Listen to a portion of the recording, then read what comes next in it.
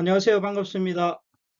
이번 강좌는 전기기기, 직류기에서부터 정류기까지 중요 내용을 요약 정리하였습니다. 전기기기는 직류기, 동기기, 유도기, 변압기와 정류기 전체를 보면 유사한 내용들이 많이 있습니다. 그러나 내용은 비슷한 것 같은데 공부를 하다 보면 혼돈이 되기도 하죠. 예를 들어서 플레밍의 오른손 법칙과 왼손 법칙이 적용된 원리는 무엇일까? 발전이라고 기억을 해 두시면 되죠. 예를 들어서 플레밍의 오른손 법칙이 발전기고요. 그 다음에 플레밍의 왼손 법칙은 전동기죠. 참고로 변압기는 전자유도 법칙입니다. 그래서 오른손 발전, 오른손 발전이라고 기억해 두시면 헷갈리지 않으실 겁니다. 이 강좌와 쪽집게 강좌 1강의 11가지 공식 파헤치기와 같이 보시면 전기기기 전체를 효과적으로 정리할 수 있습니다. 참고하시기 바랍니다. 전기기기에 대한 전체 흐름을 잘 정리하시기 바랍니다. 5장 정류기 부분, 회전 변류기가 있습니다. 회전 변류기는 동기기의 일종이죠. 일종으로 동기 속도로 회전하는 기기를 말합니다. 그 다음에 수원 정류기, 이게 뭐 최근에 출제가 잘 되지는 않았지만 수원 정류기, 그 다음에 정류회로 반파, 전파 정류에 대한 부분, 그 다음에 반도체 소자의 종류. 이 반도체 소자의 종류는 특징적인 것만 기억을 해 두셔도 상당히 괜찮을 것 같습니다. 그 다음에 인버터가 뭐냐, 컨버터가 뭐냐, 이런 내용들을 정리를 하였습니다. 정류기 내용 중에는 이미 그 역사 속에 있어야 될 내용들이지만 가끔 출제가 되기 때문에 살펴보도록 하겠습니다. 회전 변류기는 참고로 내용만 한번 보시고요. 동기 전동기와 직류 발전기를 겸한 동기기의 일종이다. 동기 속도로 회전을 한다. 그 다음에 회전 변류기의 전압 조정법은 직렬 리액터를 삽입한다든지 유도 전압 조정기로, 그 다음에 부하 시의 전압 조정 변압기와 동기 승합기 등으로 전압 조정을 한다라고 이제 참고로 기억을 해 주시고요. 수원 정류기는 가끔 출제가 됩니다. 이 수원 정류기는 가끔 출제가 되기 때문에 수원 전기 중에 생기는 아크의 그 밸브 작용을 이용하는 것이고, 그 다음에 이상 현상에는 이제 용어가 역호, 통호, 실호 정도가 있는데 이 내용에 대해서 이제 출제가 많이 되고 있습니다. 역호는 과부하 전류에 의해서 이제 밸브 작용을 상실하게 되는 현상이다. 통호는 아크를 통과시켜서 안 될 때, 통과시켜서는 안 될 때 통과시키는 것이다. 통호. 실호, 아크 발생이 실패되는 것이다. 라고 이제 보고 있는데, 문제로 이렇게 이제 출제가 되겠죠. 예를 들어서, 문제 예시로 보면, 이제 수원 정류기에 있어서,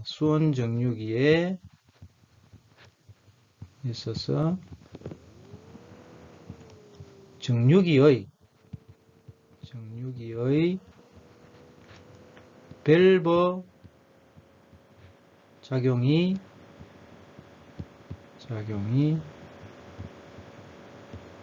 상실되는 현상을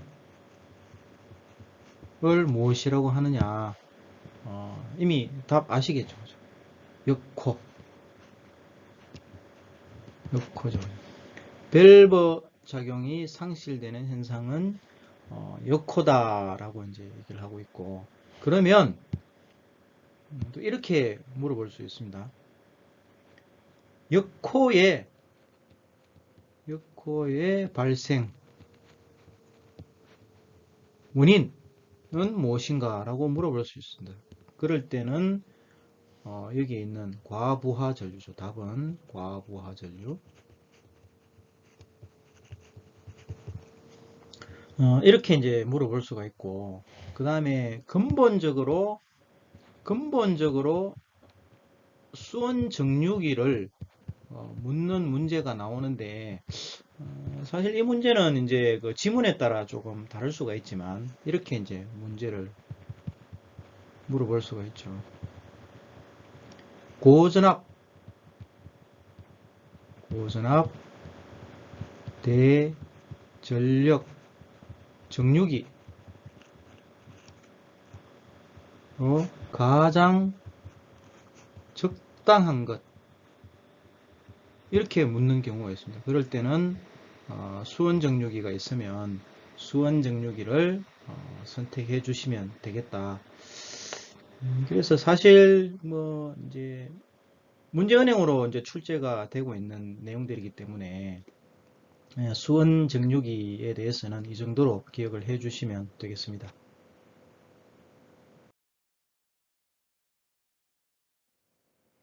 우리가 이제 정류에 대해서 많이 다루게 되는데, 그 회로를 보시게 되면 그 정류 회로에서 우리가 이제 반파와 전파를 자주 이제 볼 수가 있습니다. 어떻게 구분하느냐?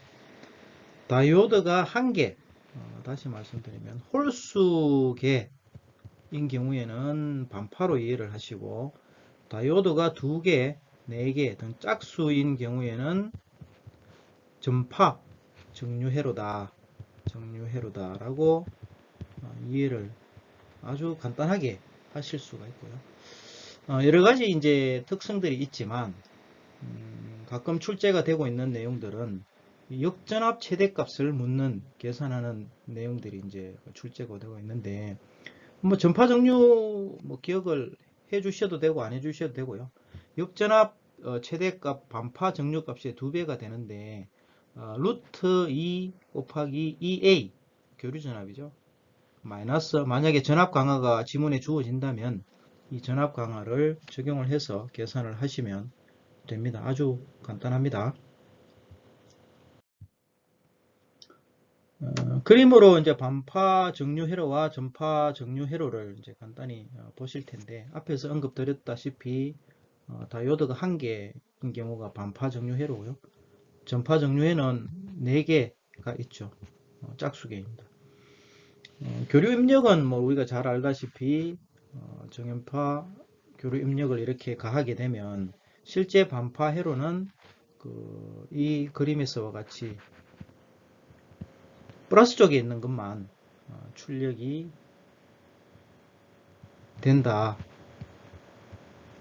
라고 이해를 해 주시고, 전파 정류는 여기 그대로 올라간 거죠. 이렇게 이해를 해 주시면 특별히 뭐 무리가 되는 부분은 없습니다. 우리가 이제 시험을 치는 입장에서는 간단하게 반파와 전파를 이해를 이렇게 해주시면 되겠습니다. 말씀을 드린 그 전파와 반파 회로 정류 방식에 따라서 여러 가지 이제 그 인자들을 구하게 되는데, 이 테이블이 상당히 중요하게 기억을 해야 됩니다. 이제 정류 방식은 단상 반파와 단상 전파가 있고, 그 다음에 삼상 반파와 삼상 전파, 뭐 육상 등등도 있는데, 우리가 접근해야 될, 이해해야 될 부분은 단상과 삼상, 그 다음에 반파와 전파 정도 이해를 해 주시면 되는데, 구분해 보시면 ED 나누기 EA 또는 ID 나누기 IA는 단상, 반파와 전파, 삼상, 반파와 전파에 이렇게 숫자로 이렇게 기록이 되어 있죠. 사실 이 숫자들은 이제 우리가 기억을 하셔야 문제에서 이제 요구하는 답을 찾을 수가 있습니다. 그래서 이 테이블의 숫자는 이미지로 이렇게 기억을 해 주시면 되겠습니다. 맥동률은 48%, 17%, 정류 효율은 단상 반파 40.6, 전파 81.2%. 이렇게 이제 기억을 해 주시는데, 아래 표시한 것처럼 ED는 직류 전압이고 EA는 교류 전압, ID는 뭐 직류 전류겠죠. 그렇게 기억을 해 주시고, 그 다음에 맥동률이 있습니다. 맥동률. 맥동률은 교류분 전압분 나누기 부하전압, 이 맥동률이라고 하는데, 단상 전파가 48%고요. 삼상 반파가 17%다. 이렇게 이제 기억을 하는데, 여기서는 일단 뭐 이 전체 숫자를 기억하는 데는 그렇게 어렵지는 않습니다. 그렇지만 우리가 EDEA의 0.45와 단상 전파의 48%, 그 다음에 단상 반파의 정류 효율 40.6을 기억을 해 주시면 곱하기 2가 되고 그 다음에 곱하기 3이 되죠. 삼상 반파는 사실 곱하기 2.6이 되는데 1.17로 외우면 맥동률 17%까지 외울 수가 있습니다. 그 다음에 정류 효율은 단상 전파 같은 경우에는 곱하기 2배. 그래서 0.45, 48, 40.6. 이 숫자만 기억을 하면 뭐 쉽게 이 테이블에 대한 부분을 이해를 하실 수가 있을 것 같고요. 그럼 문제가 어떻게 나오느냐? 이렇게 나온다는 얘기죠. 예를 들어서 문제 예시 삼상 반파 정류 회로에서 맥동률은 몇 프로인가? 이렇게 출제가 된다는 얘기죠. 그러면 삼상 반파 정류 회로 함축, 삼상의 반파 정류 회로의 맥동률은 17%죠. 답은 17. 답은 17%. 이렇게 이제 구할 수가 있고, 또 한 가지 더 이제 예제를 한번 보면 단상 전파입니다. 요런 걸 잘 봐야 되죠. 전파 정류 회로에서 입력 교류 전압 100V를 인가하면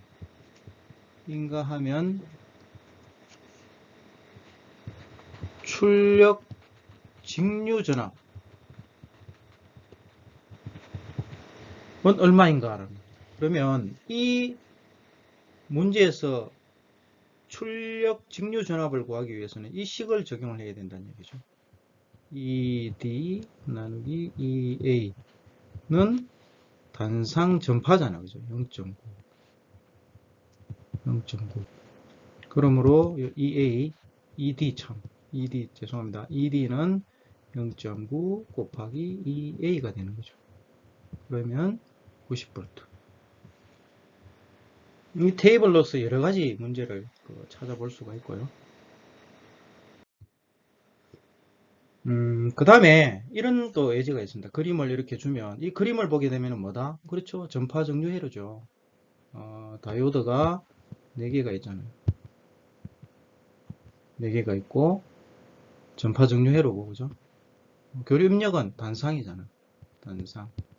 단상 전파 정류 회로다라는 것을 먼저 이해를 하시고, 그 다음에 교류 전압 입력 값은 V지만 이 V로 호칭을 할 수가 있습니다. 그래서 지문에서 아마 이 V로 대문자 V로 답이 주어져 있을 것 같고요. 이랬을 때 그 직류 전압 ED를 구하라는 거죠. 앞에서 우리가 계산을 했죠. ED, EA는 단상 전파 같은 경우는 0.9잖아, 그죠? 그러면 ED는 EA 곱하기 0.9. 이 EA는 요걸로 하겠다는 거죠. 0.9 V. 이게 이제 답이 된다는 얘기죠. 이렇게 이제 응용을 해서 풀 수가 있기 때문에 앞에 그 테이블은 반드시 기억을 하셔야 됩니다.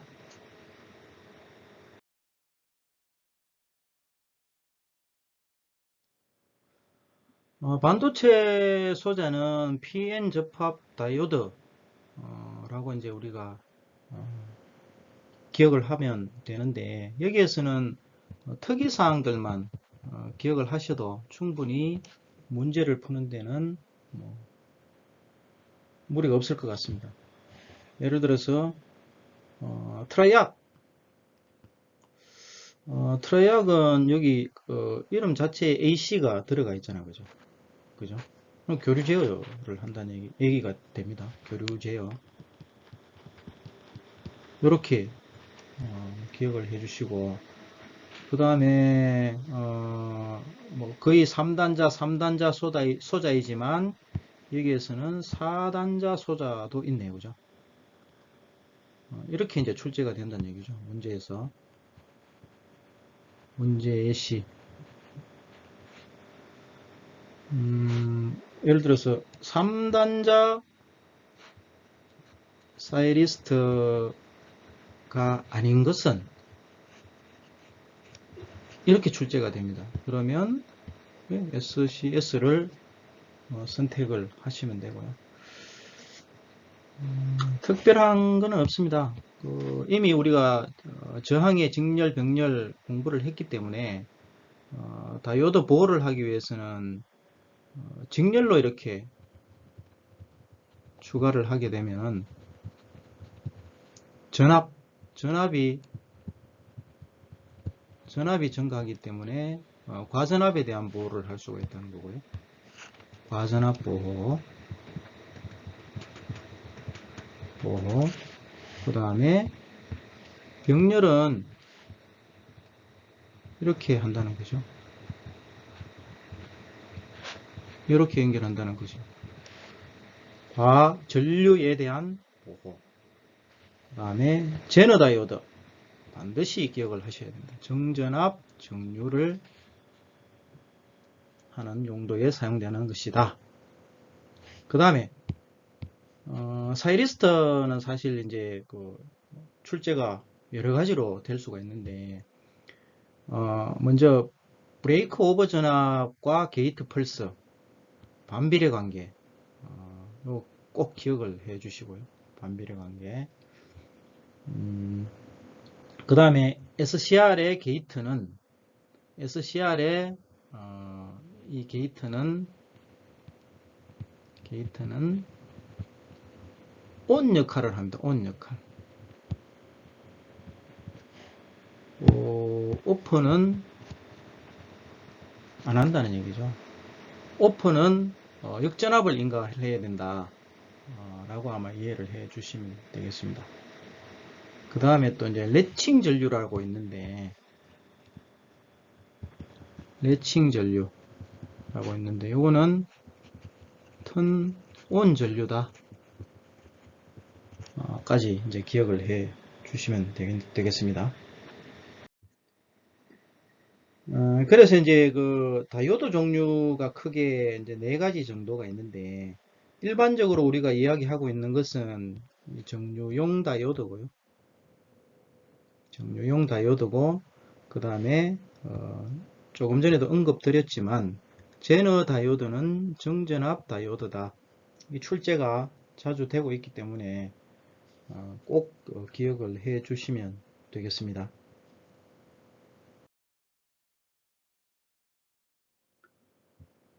여기에 나와 있는 인버터, 컨버터, 사이클로 컨버터, 초퍼, 위상 제어에 대해서는 용어에 대해서만 이해를 해 주시면 되겠습니다.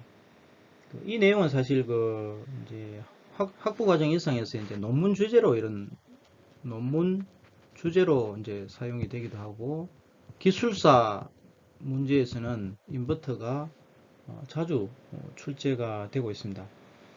시험을 준비하는 우리는 각 용어에 대해서 이제 이해를 하면 되겠습니다. 예를 들어서 인버터는 이미 우리가 생활 속에서도 많이 들을 수가 있죠. 책상 위에 이제 국부 조명을 하는 것도 이제 인버터 방식이다. 이렇게 이제 인버터 방식, 국부 조명은 인버터 방식이다라고 이제 우리가 이미 사용하고 있는데 이거 켤 때는 뭐 그냥 단순하잖아, 그죠? 전원 연결하고 이제 스위치만 누르면 되죠. 그러면은 이 인버터에 공급되는 전원은 교류 전원이죠. 교류 전원. 결과잖아, 그죠? 결과. 그러면 인버터는 어쨌든 교류로 변환하는 것이다 라고 이제 이해를 해 주시면 쉽게 접근을 할 수가 있겠고요. 그 다음에 컨버터는 교류를 직류로 변환하는 것이고, 사이클로 컨버터는 기억을 하실 때 사이클이 주파수라고 이제 기억을 하셔서 주파수 변환을 한다. 초퍼는 직류 전압을 제어를 한다라고 이제 이해를 해 주시면 되겠습니다. 여기서 이제 인버터 컨버터는 간단하게 한번 그려보도록 하겠습니다.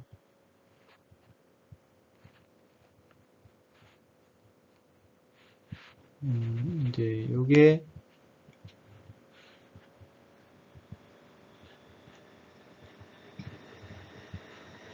그림이 좀 깨끗하지 못합니다.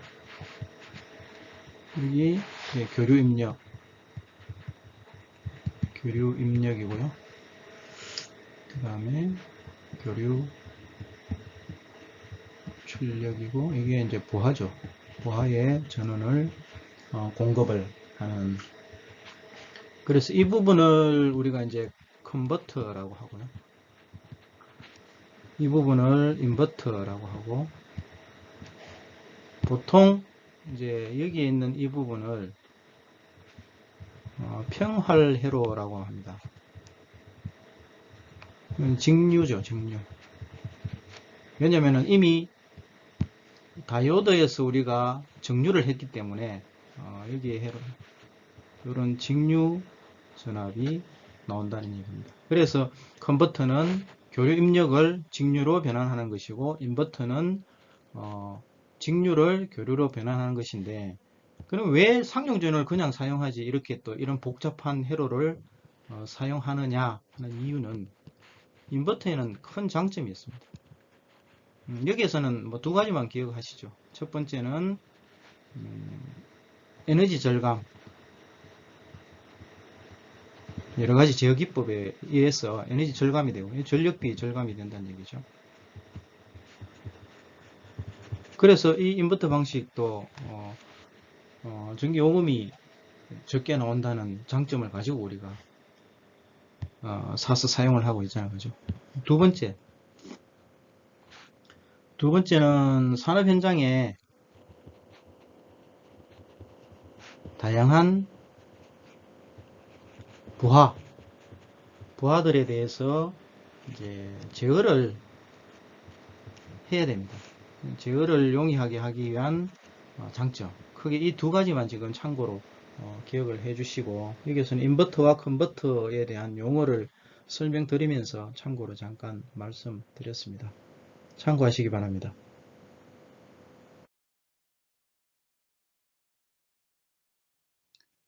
구독하시면 최근 영상을 빨리 보실 수 있습니다. 감사합니다.